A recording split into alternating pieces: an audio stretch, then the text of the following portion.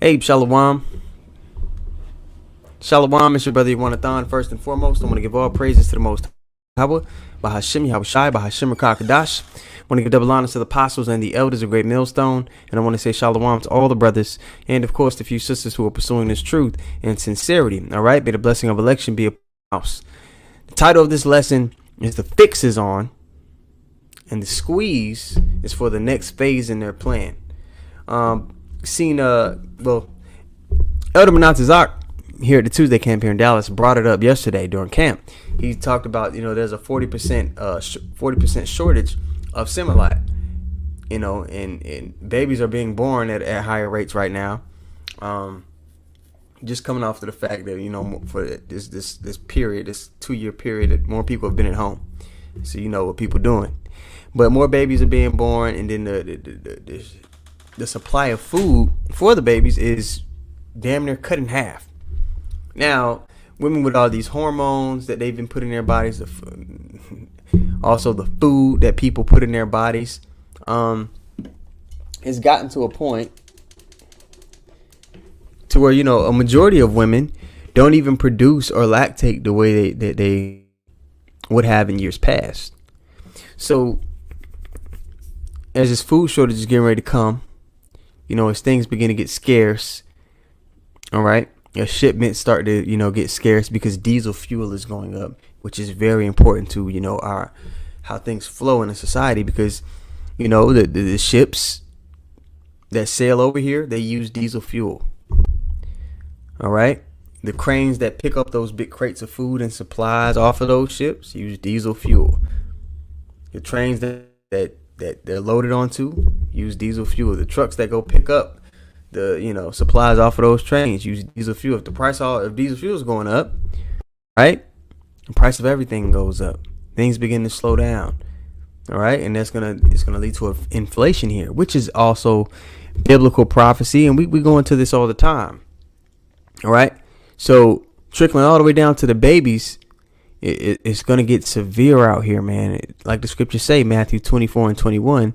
Actually, let me go get it. The first precept I want to read is actually Luke 17:33. Then I'll go to Matthew 21. But Luke 17:33 reads what? Whosoever shall seek to save his life shall lose it. So you got to realize we're under the curses. So we have to go to our enemies for one need of all things. But it's going to come a time where the house of Israel is no longer going to stay upon them that smote him. We're going to have to depend on the Lord, for our things for day to day, for survival. But those who are carnal are going to continue to look towards this devil. All right. And he's putting a squeeze on the things that people need to live and survive for the purpose of ushering in the next phase of his plan. You see, when people are hungry, and I do little lessons about it all the time, Stalin and the chicken. If you go on my page, type in Stalin and the chicken. There's a video that goes into a speech that Stalin gave his advisors about the population in Russia when he was in rulership. When people are hungry and they don't have the things that they need, and babies are crying because they're hungry, people will do anything. They will relinquish their control for the sake of just getting on to the next day.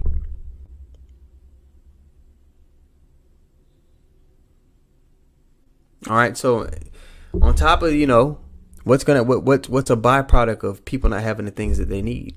Well, people plot on each other. The crime rate goes up. So that's gonna, there's gonna be a need for people needing to be protected. All right, there's more women than men, so women are gonna need men or need a man to protect them.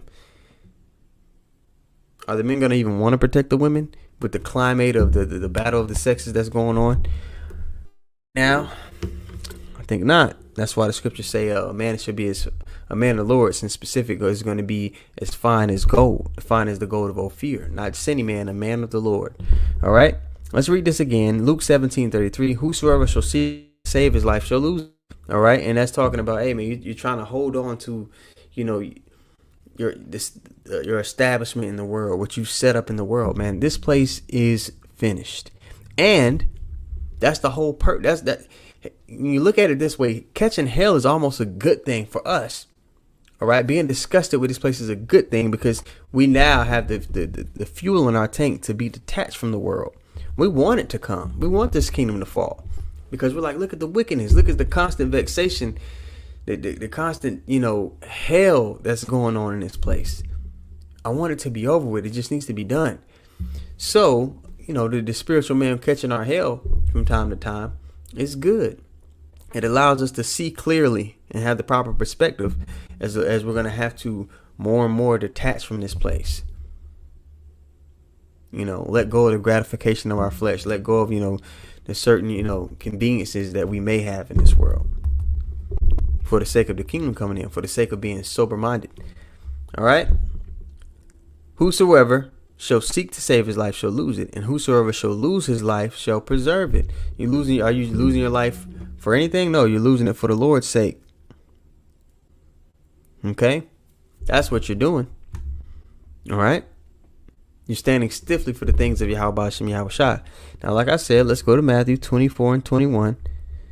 Let's get to it here. Matthew 24. In that really quick. Matthew 24 and 21. Okay. It reads, for then shall great tribulation such as was not since the beginning of the world to this time. Salaki, let me start it again. Matthew 24 and 21. For then shall there be great tribulation. So there's going to be great peril. When you go to Amos, the 8th chapter, let me go there really quick. Amos, it talks about the state that the world's going to be in, the constant peril that somebody's going to have to endure during this time that's coming upon the earth. All right, this is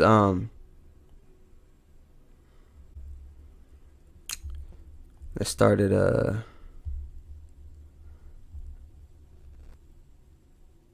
Amos 8 and 11. It says, behold, the days come, saith the Lord, that I will send a famine in the land, not a famine of bread, nor a thirst for water. Now that famine is going to be there too.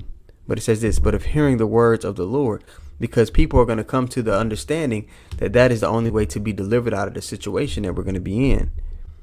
All right. And then it says, then they shall wander from sea to sea and from the north even to the east. Now let's go back to Amos, the 5th chapter, I believe, 5 and 18. All right. And it says what? Woe unto you that desire the day of the Lord. To what end is it for you? All right. To those who haven't been seeking Yahweh Hashem Yahushua, haven't been, trying to offend less, as it says in Sirach. This day is only going to mean your destruction. This time is only meaning your destruction. But for the elect, man, this is going to be a time to where they're magnified because they fear Yahweh Hashem Yahushua. All right, they're gonna make it through this thing. They're gonna be able to weather the storm. All right, the day of the Lord is darkness and not light. All right, nope, jumped on me. Darkness and not light, as if a man did flee from a lion and a bear met him. So escaping one situation in death only to run into another. Or went into the house and leaned his hand on the wall and a serpent bit him. And if you don't get that venom out quick, you're gonna die a very painful death. Escaping one perilous situation only to run into another. That's what it's going to be for those who haven't been walking uprightly, who haven't been rehearsing the righteous acts to the best of their ability, who've been going off and telling the congregation wrong things. All right, verse 20. Shall not the day of the Lord be darkness and not light, even very dark and no brightness in it? Okay, so yeah, man, the time that's coming upon earth is going to be worse than any time, documented or undocumented. When you think about all the gruesome and horrific things that have taken place throughout history and the ages, for the Lord to say it's going to be worse than all of that, if that doesn't strike fear in you, man, I don't know what to tell you. That should be fueling your tank to turn from wickedness, to detach from this world, because you know it's going to be destroyed anyway. Like it says in 2 Peter's, for what manner of person are we to be in all holy conversation and godliness? Let me just go there, 2 Peter's 2, and I'll end it there. This is a quick lesson, man. I'm on the lunch break here. 2 Peter's 3 and 11. Seeing then that all these things shall be dissolved, what manner of persons are you to be in all holy conversation and godliness? Okay. Looking for and hastening until the coming of the day of God, when the heavens shall be on fire, shall be dissolved, the elements shall melt with fervent heat. Nevertheless, we, according to his promise, look for new heavens and a new earth wherein dwelleth righteousness. So, the righteous, those that are sighing and crying for the abominations being done in the midst of this place, are going to be looking for that new heavens and that new earth wherein dwelleth righteousness, which means you have to detach from this world. You have to be like Lot, not Lot's wife. All right, so just a quick lesson, man, because the squeeze is being put on you to lead you to what? Just, I'll do whatever you say. I just need food. I'll do it. I'll do whatever. If I can just have some medicine, I'll do whatever. And they'll say, okay, we'll help you out, but you have to take this CHIP, this charagma. That's what it's boiling down to. So all these things are being orchestrated to put the people in a chokehold to do something. Because this devil he has to figure out a way to prolong his kingdom. And if he can defile the temple of the saints, which temple ye are, he thinks that, oh man, I can prolong this. I can beat the Most High. But the Lord has preserved a remnant that shall not bend the knee to Baal. All right. So with that being said, man, it's a quick lesson for you guys. I want to give all praises to the Most High once more. Yahweh, Bahashem, Yahushai, Bahashem, Rakakadash. I want to give double honors to the apostles and the elders of Great Millstone. And I want to say shalom to all the brothers and, of course, the few sisters who are pursuing this truth in sincerity. All right. May the blessing of election be upon you. Shalom.